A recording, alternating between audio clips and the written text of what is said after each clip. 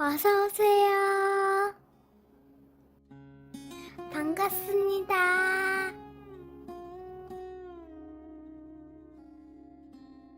안녕하세요. 작은 회사와 가게를 운영하고 있는 30대 후반 노총각입니다.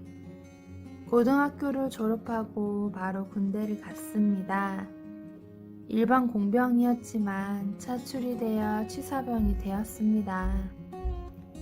그렇게 요리에 입문하게 되었습니다. 제대 후 동네에서 유명한 식당에 취업하게 되었습니다. 요리 관련 자격증이나 학벌은 없었지만 특유의 성실함과 노력으로 나름 그 식당에서 자리를 잡아나가기 시작했습니다. 짬짬이 남은 시간을 투자해 한식, 중식, 일식 등 조리사 자격증도 취득했습니다. 그렇게 20대를 보냈습니다. 30대에는 내 가게를 가지겠다는 목표로 도전하였습니다.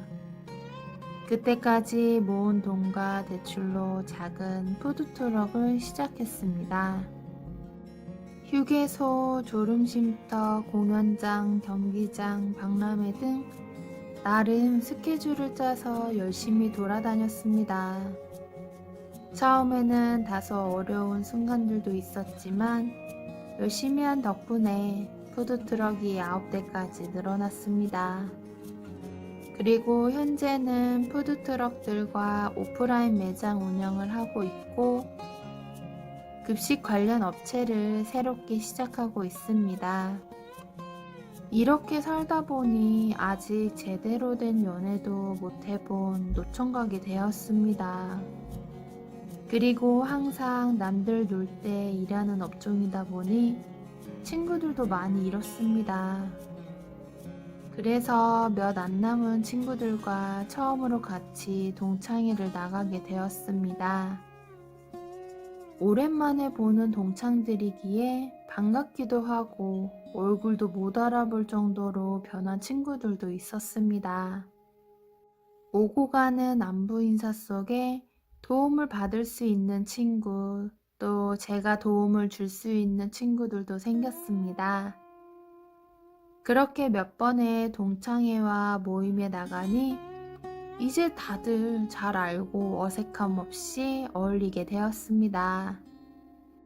그때쯤 되니 돈을 빌리러 나온 친구들도 저한테 왔습니다. 많은 돈을 가지고 있지도 못하지만 친구들과 돈 거래를 하면 결국 문제가 생길 것 같았습니다. 지갑에 있는 돈을 주며 여윳돈이 없어 못 빌려줘서 미안하다고 이해해달라고 하였습니다. 불쾌하다며 화를 내고 가는 놈도 있었고 고맙다며 우는 친구들도 있었습니다. 그날도 역시나 동창회 모임 중에 돈을 빌리러 온 친구가 있었습니다. 최근에 남편과 이혼했는데 엄마가 아파서 병원에 같이 있다 보니 직장도 못 구했고 그러다 보니 병원비가 부족하다는 것이었습니다. 그런데 얼굴을 보니 제가 고등학교 때 짝사랑하던 여자친구였습니다. 벌써 시간이 약 20년이 지났는데도 심장은 떨렸고 설렜습니다. 그리고 여전히 제 눈에는 그 친구가 예뻐 보였습니다. 평소 같았으면 돌려 말하며 거절했을 텐데 명함을 주며 내일 만나자고 하였습니다. 다음날 퇴근하고 저녁을 먹기로 만났습니다. 나름 좋은 식당에서 음식을 먹으면서 사정을 들었습니다. 필요하다고 했던 돈만큼은 이미 뽑아서 그 자리에 나갔고 밥을 먹으며 빌려주었습니다. 그 일 이후로 자주 연락을 주고받고 지내게 되었습니다. 그리고 제 가게에서 일할 수 있게 도와주었습니다. 그 후에는 새로 내는 가게 지점장으로 일할 수 있게 해주었습니다. 그러면서 자연스럽게 연애를 시작하게 되었습니다. 나이가 있다 보니 결혼 이야기를 하였지만 아픈 상처가 있어서 그런지 나중에 했으면 좋겠다고 하였습니다. 이해할 수 있었고 기다려줄 수 있었습니다. 하지만 시간이 지나면서 연락이 안 되는 경우가 많았고 가끔은 며칠씩 일을 쉬는 경우도 있었습니다. 그러다가 사건이 터졌습니다. 그날도 갑자기 몸이 안 좋다며 일을 못 나온다고 연락이 왔고 새로 내는 가게이기에 제가 직접 가서 서빙 및 조리를 하였습니다. 그렇게 일을 하고 있는 매장에서 시끌시끌한 것이었습니다. 나가보니 여자친구는 어떤 놈에게 머리채가 잡힌 채 질질 끌려 들어왔습니다. 일단 여자친구부터 구하고 어떻게 된 거냐고 그놈에게 물었더니 오히려 저한테 자기 마누라랑 놀아난 게 너냐고 소리치는 것이었습니다. 돈 없고 가난하면 그렇게 돈으로 유혹하고 마음대로 남의 마누라 데리고 놀아도 되냐며 깽판을 치는 것이었습니다. 그렇게 매장은 아수라장이 되었고 경찰 불러 일단 그 상황을 마무리 지었습니다.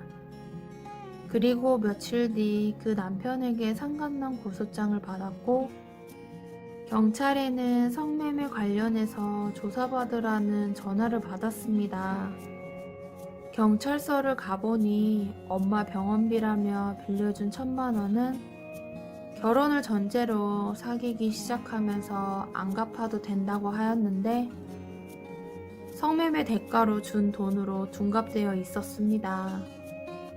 너무 어이가 없었고 여자친구는 어떠한 설명과 해명도 없이 연락이 두절되었으며 매장 공금도 많이 횡령한 상태였습니다. 너무나 큰 배신감과 황당함에 멍해 있었습니다. 변호사를 선임하였고 상황을 설명하였고 증거를 모으고 찾기 시작했습니다. 그 사이에 동창회 내에서는 파렴치한으로 소문이 나 있었습니다. 소송을 진행을 하면서 그들은 동일한 수법으로 여러 번 고소를 진행한 적이 있음을 알게 되었고 각종 증거들 덕분에 억울함을 풀게 되었습니다. 그리고 빌려준 돈, 공금 횡령 등 각종 형사 고소 및 민사소송을 진행 중입니다. 그제서야 선처해 달라며 연락이 먼저 왔지만 이제는 제가 거절하였습니다. 그리고 오해는 풀었지만 제 이야기를 들어보지도 않은 채 저에게 온갖 욕설과 비하했던 동창회도 더 이상 안 가게 되었습니다. 최근에는 그 여자한테 제 아이를 임신한 것 같다며 남편이랑 이혼하고 저랑 결혼해서 살겠다고 자기만은 선처해 달라고 가게에 찾아왔지만 경찰을 불러서 쫓아냈습니다. 순간 진짜일까 고민을 하였지만 지금까지 한 행동들을 볼 때 저것도 거짓말이라고 결론을 내렸습니다. 아직 몇 개의 소송 진행 중이지만 큰 변수가 없으면 제가 승소할 것 같습니다. 그리고 민사에서 승소하여도 상대방이 가진 재산이 없어서 빌려준 돈이나 횡령한 돈을 돌려받기가 어려울 것 같다고 변호사가 이야기해 주었습니다. 인생에 큰 경험했다고 생각하고 넘기려고 노력 중입니다. 이런 제 황당하고 억울한 이야기를 혼자 속으로 삭히려 하니 화병이 날 것 같아서 사연을 보내게 되었습니다. 긴 글을 읽어주셔서 감사합니다. 구독과 좋아요 꾹꾹 눌러주세요. 꾹꾹. 알림 설정도 꾹꾹 눌러주세요. 눌러주세요.